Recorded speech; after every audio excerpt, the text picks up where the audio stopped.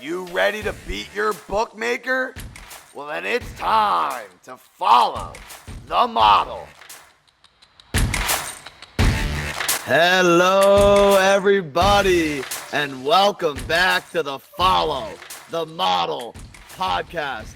I'm your host, Colin Thaw, the founder of ThawBall, and we, of course, as always, have the architect of the model on the line, Gates, a.k.a. Rusty, a.k.a. I guess it's Rusty Cutlets right now? Rusty Cutlets, baby. It's what we're doing. Rocking the short sleeve. We're going tank top for Tommy. I mean, the guy's just taking over New York. He's taking over New Jersey. He's taking over the tri-state. We might have a new quarterback on our hands. This is the most fun we've had since last season as a Giants fan. Let's go. The model had a little bit of a down week, but Tommy Cutlets brought us back Monday night.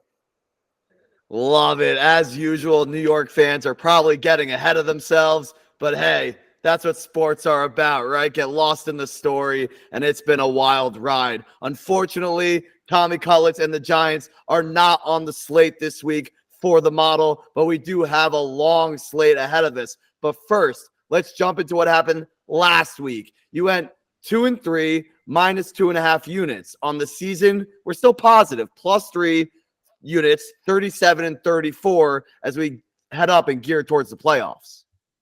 Yeah, we've been giving back a little bit here and there, right? We're down a couple units, up 3 units the last 3 weeks. We've been kind of middling. This week, we're going to look to have our big breakout week. We're going to make sure we really separate ourselves. We're not even thinking about, anywhere around even. We're really going to start making some units and getting a big lead here. Last week, we started off with a good win with the Pats. They were dominating that whole game. They were getting 6. Great call there. Had a bad 1 p.m. slate with the Ravens. Really just never – the Rams were tough, right? In that rain, Stafford of that offense really put up a lot of points. Coming off the bye, I was disappointed in the Ravens defense, but I think it was just 1 week.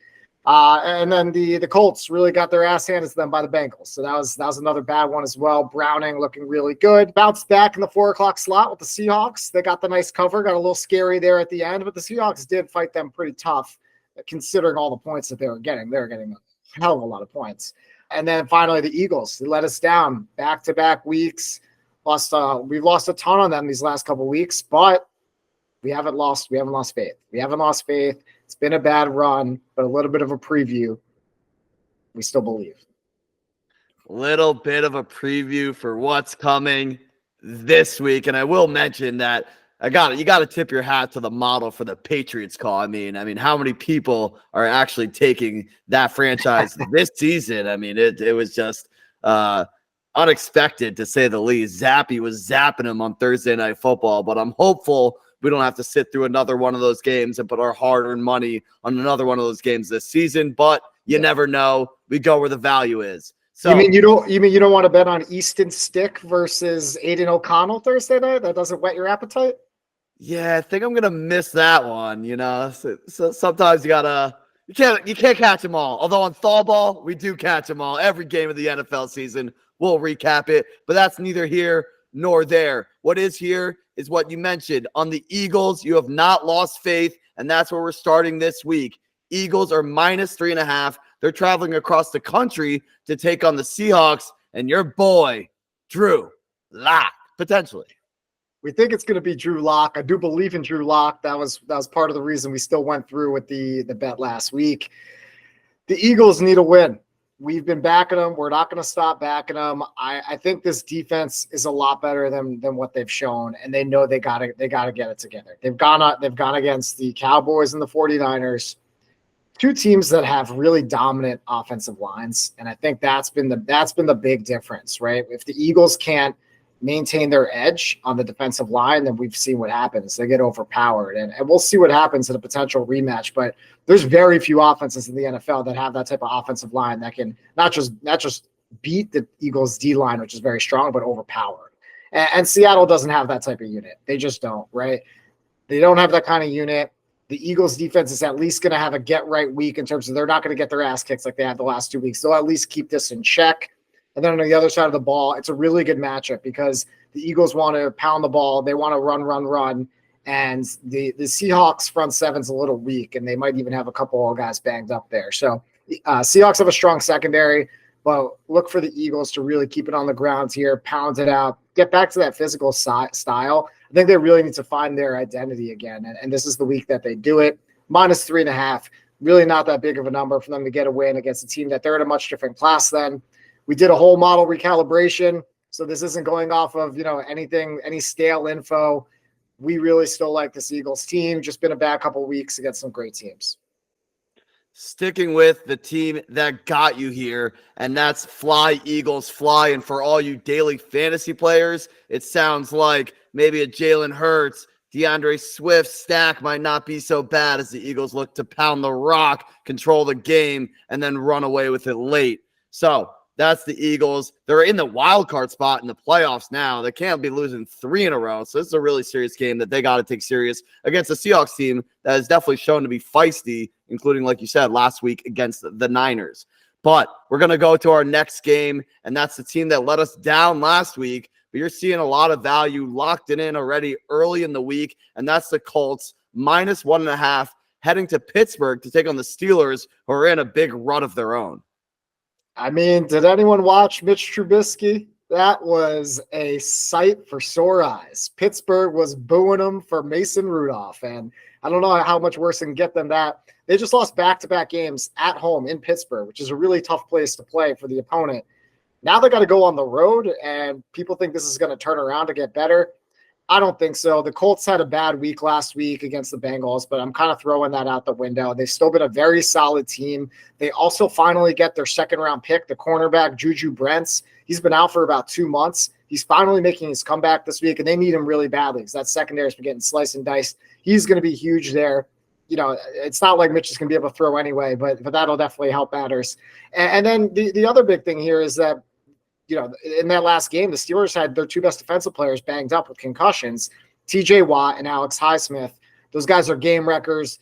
They're both questionable here. We already like this play. We think there's a lot of value on it, even if those guys are a go. And if they're missing it, then, we're going to put big units on it if the line doesn't move too far. So those are the big ones. And then their best offensive lineman, Isaac Sumalo, he's had a couple of DNPs this week. So we'll be monitoring to see if he ends up going as well. Any of those 3 guys don't play, it's a big play for us on the Colts.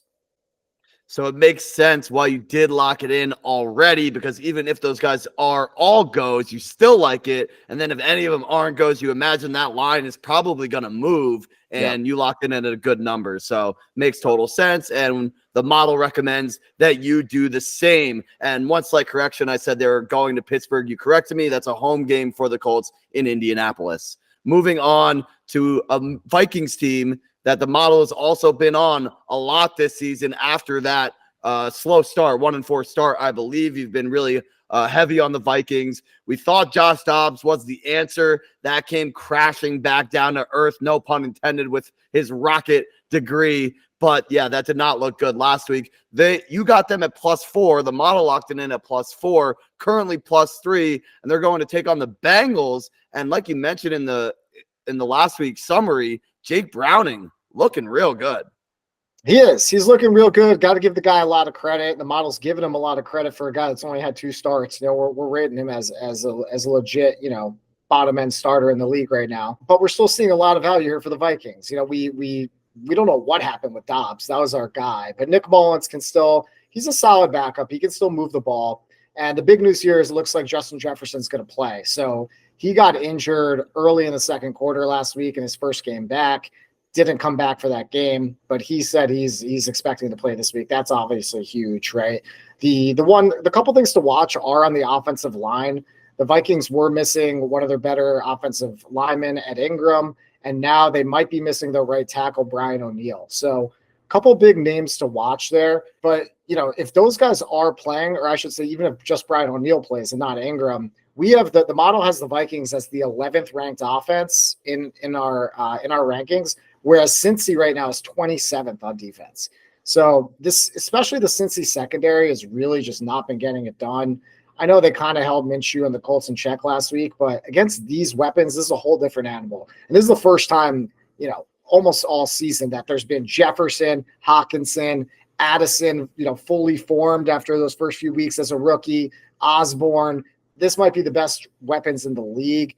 and we expect the Vikings to, at the very least, keep this close. I think this is a great week to go against all the Browning hype, right? Like it's been fun. It's been good to see. The league's going to catch up to them at some point, as they always do. I think this is the week we do it, especially getting the full 4 points. It's a lot of points here. For sure. It makes sense to zig where others are zagging. And this one's really going to come down to the quarterback play, right? Ultimately, we don't have much data on either side of the ball on who's on the quarterback. So, yeah, there's weapons on Minnesota. Hopefully, those quarterbacks can get it out to them. On the other side, Browning, you said low-end starter. Hopefully, he's not better than that, right? If he ends up being better than that, that could possibly torpedo this pick. But that's the risk we take when there's not that much data, and it makes a lot of sense to hop on that value. So we're going to move on to a team that is definitely set at quarterback, a guy that's making a late MVP push. The most exciting game, or one of them, of the slate last week was that Ravens-Rams game, and Lamar is just looking really strong as we enter this playoff push, and they're looking like the best team in the AFC, and you're on them again. Ravens flock -3, traveling to Jacksonville to take on Trevor Lawrence, who gutted out up and down performance last week. The Ravens, they got the win again. They unfortunately didn't get the cover. It was a little too many points. We had it at 7. They won by 6. They didn't deserve to get the cover because that was a very close game all day long. But here we really like them again. I didn't like their performance last week on defense, but Stafford and that Rams offense has really been showing something. They've been lighting it on fire. And you saw what the Jags have lost 2 in a row. They've really lost that spark. They lost to the Bengals at home. Then they just lost to the Browns. In both those games, it looked pretty ugly. I don't know if T-Law is 100%. Let's even call him 85%. He's not. You're not going to get the 100% because of the ankle sprain. And they're really banged up right now, the Jags. So that's the big thing here, right? So the Jags have 2 offensive linemen or 3 offensive linemen that are down right now. Cam Robinson, Walker Little, the list goes on. On defense, they have 2 of their best corners are injured. So there's just injuries up and down this lineup, whereas the Ravens look to be pretty healthy. So that's really, the key difference here is health in this game. It's only a 3-point spread. So you just got to figure, unlike last week where the Ravens need to cover a big number, here they just need to get the win. And then the matchup to watch right now, and this is with maybe even a couple more offensive linemen might go down from this number. But right now we have the Jags as the number 16 offense in the model going against the number 4 defense in Baltimore. Obviously really like that matchup for the Ravens, and we expect this defense to come back after a bad showing last week. I see that. Gotta follow the model, as we always say. And that's a big discrepancy that you found and have highlighted between that offense-defense matchup. And Baltimore, stay hot. I mean, they're looking like a real problem in that AFC. Next, we have the Cardinals, who have looked a lot better since Kyler's come back. He's really been better than I thought. I don't know what the models got him rated as, but he's come back and it looks like he hasn't lost much of a step. He looked really kind of lost last season before the injury, and he's looked decent, right? Pretty good. So they're you got him at +14. That line is now down to 12.5 against the Niners, who the model is not shy to go against. Listen, these numbers are inflated, right? And we're gonna take advantage. We were wrong on the Eagles pick, flat out wrong. But last week it was too big a number, and we got it there, right? And not only, there can always be a backdoor cover as well, even if they're down like 19 points, right? To get a touchdown, we cover here. So what do we like here? What we like is that, like you said, Kyler's been playing decent enough. Cardinals are coming off a bye. Always love that. Always love the team coming off a bye. And this is a letdown game for the Niners, right? I mean, they just played 2 huge games against a division rival in Seattle. They just played the Eagles game. This is kind of a game sandwiched in where it's just, it doesn't have the same level for them. And then the biggest one is the injuries. And this is also why we took it on the model, because we knew some of their best players were going to be questionable at best for this upcoming week. And all of them still haven't practiced. And that's their best corner, Trevarius Ward. They're one of their best D linemen and Jason Hargrave, and their linebacker, Dre Greenlaw. 3 huge guys on that defense. If even one, let alone 2 or 3 of those guys are out, that's massive, right? We just need the Cardinals to keep this close. Not even that close. They lose by 10. We easily cover. So off the bye at home with all of those injuries, this is a big, big number for the Niners to cover. And that's why I think the line's gone down a bit since we got it at 14. I hear that. Yeah, that line last week, I believe you got the Seahawks at two different lines. First time in model history, the double dip, and it worked out with them hitting both, covering that lower spread by just a half point, a little more breathing room on the higher spread, but ultimately both covered and contributed to alleviating some of the other losses on the week.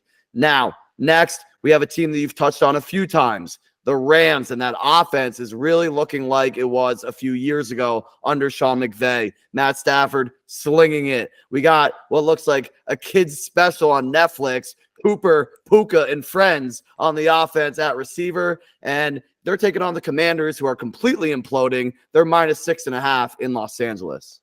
So here's what I love about this play. We got the 8th ranked offense. That might even be a bit low on them. The 8th ranked offense in the Rams going against the worst defense in the NFL right now, the Washington Commanders, because they traded their 2 best defenders. Now their best linebacker, Jamin Davis, the former first rounder, is out for the season. A lot of holes for this Washington team. What worries me here is the spot, because the Rams just had to fly cross country to Baltimore, just had a brutal loss in the rain, very physical game against that Baltimore defense. They got to fly all the way back cross country now, and Washington's coming off a bye. So the spot worries me for sure, but I think we're still seeing enough value here to make it a small play because it's under a touchdown. If it gets to a touchdown or higher, we'll probably have to stay away. We still want to monitor, make sure there weren't any injuries picked up that'll put someone out for this week.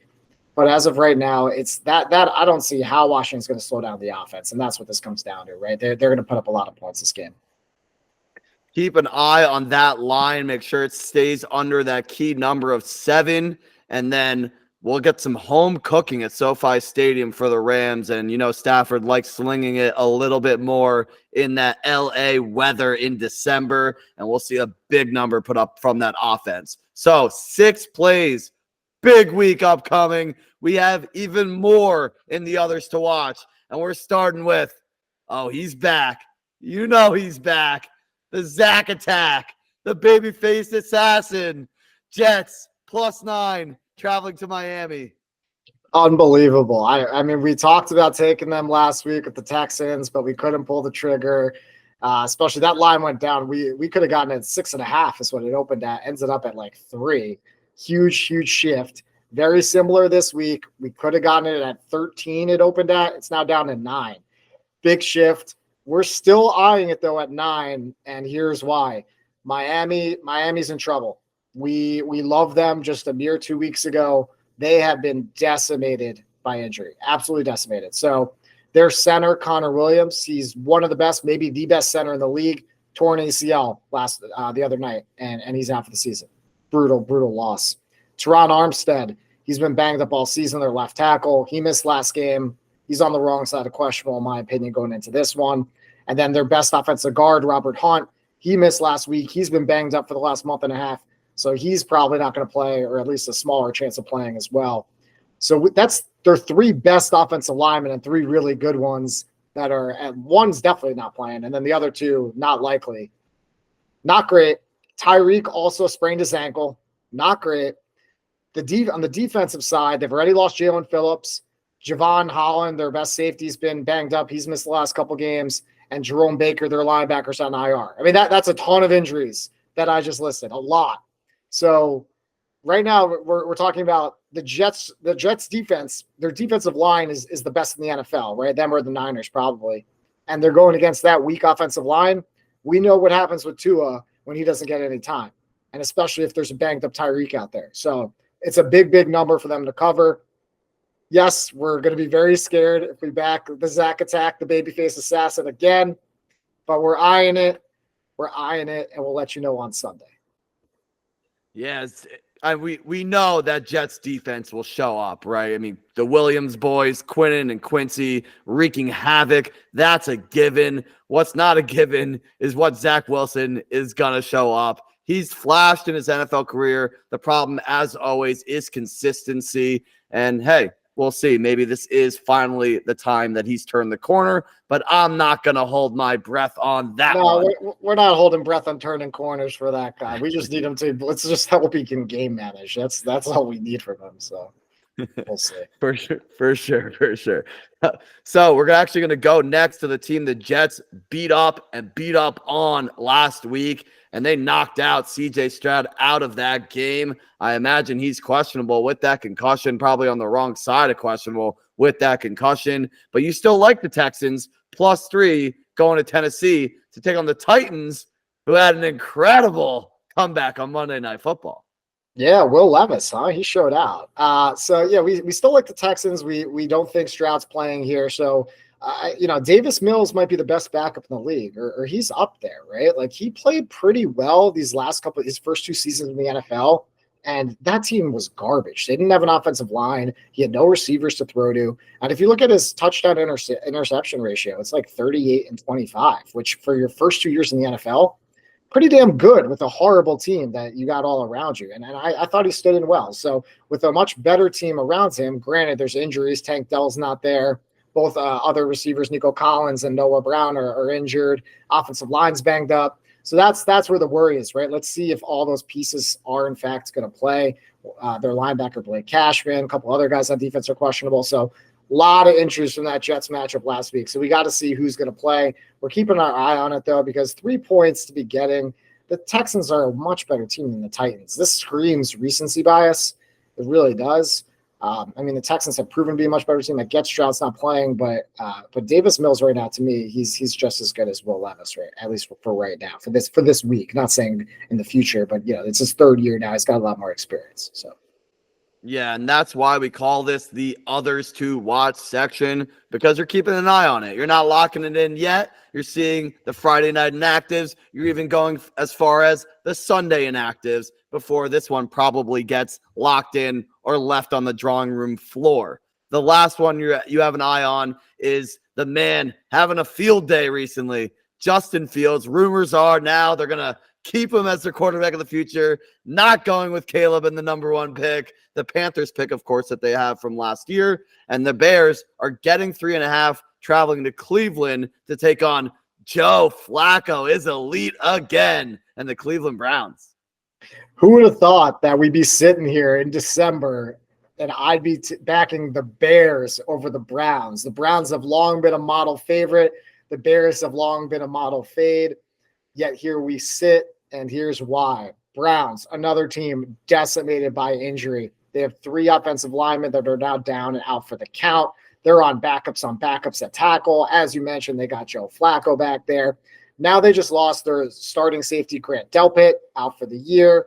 And Okoronkwo, I hope I said that right, one of their best defensive ends, he's out he's out for the season as well. Grant Delpit might come back for the playoffs if they make it. But 2 big injuries on defense, and Myles Garrett's been really banged up since a couple weeks ago. He hasn't been the same guy. I think he's gotten maybe 1 pressure over the last 2 weeks. He's playing through serious injury, huge concern for them. And the Bears are getting 3.5. It's a lot of points to be getting with all those injuries on both fronts. I think the Browns are going to have some trouble moving the ball this week. Chicago's been playing a lot better defensively. And let's watch it. Let's stay close to it. But if we're getting over a field goal, I think we might have to lock this one in. Wow. Very surprising, like you said, from where the model started the season to where we are now. But that's why the model keeps updating every single week. And yeah, sorry, 2 other injuries I forgot. The 2 guys that missed last week in the Browns secondary as well. Cornerback Denzel Ward, their best, and safety Juan Thornhill. So essentially both safeties out and their number 1 corners. Right, ton of injuries all around. So that's the reason for the play as well. Gotcha. Sounds like another one to watch. Hence the name of the section with all the possible injuries. So a big week 15 on the docket. 6 official plays, 3 more to watch. 9 might be the record on the season if all come to fruition. We know some of those sometimes get left out due to some of the injuries, like you said. Either way, big week. Anything else you want to mention? Huge week for so many reasons. We need to have a big week, separate ourselves, like we've been saying, get up big units, make all the model backers proud.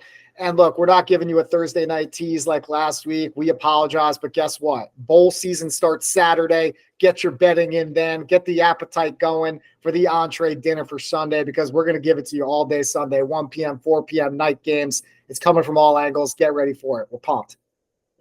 Be prepared. Big Sunday. NFL football coming at you. This was the Follow the Model podcast. Thanks for tuning in.